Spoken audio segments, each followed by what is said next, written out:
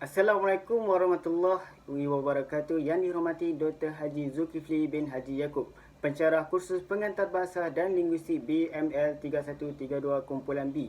Saya Nur Muhammad Hakim bin Johan yang memegang kad metrik di 2019-201900909 daripada kumpulan Ferdinand di Sosial akan membentangkan tajuk kumpulan kajian saya, iaitu bahasa sebagai objek linguistik dan sifat bahasa.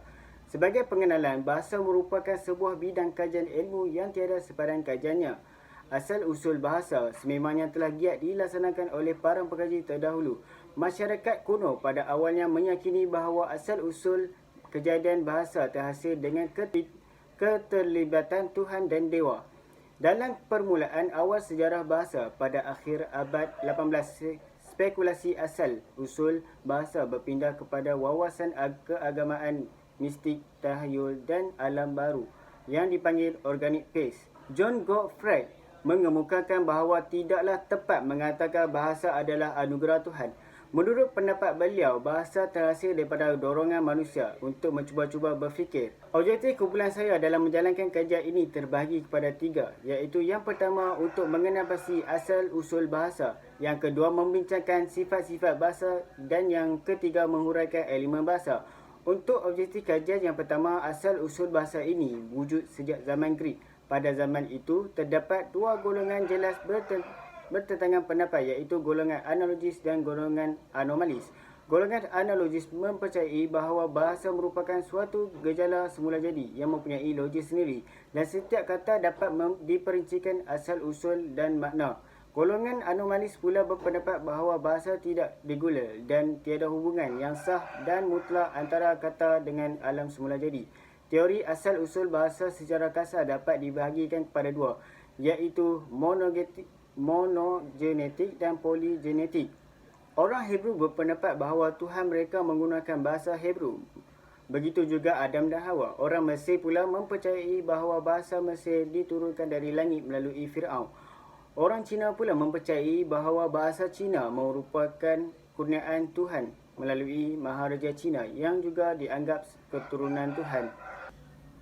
Antara sifat-sifat bahasa ialah bahasa sebagai sistem yang terdiri daripada unsur-unsur yang tersusun secara teratur.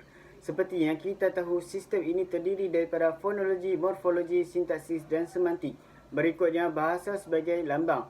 Sesuatu lambang dikaitkan dengan unsur tanda. Unsur tanda terdiri daripada penanda dan petanda. Lambang juga sering disebut sebagai arbitrari, iaitu tidak ada hubungan langsung yang bersifat wajib antara lambang dengan yang dilambangkan. Yang ketiga, bahasa sebagai bunyi. Bunyi dihasilkan oleh alat ucapan manusia dan bermakna. Bunyi bahasa ialah fonem. Bahasa pada asalnya terdiri daripada bunyi-bunyi, melainkan bahasa isyarat yang terhad penggunaannya. Terdapat beberapa elemen bahasa, iaitu bahasa ialah satu sistem. Bahasa adalah satu sistem adalah merujuk kepada aturan ataupun cara. Berikutnya, bahasa ialah sistem simbol.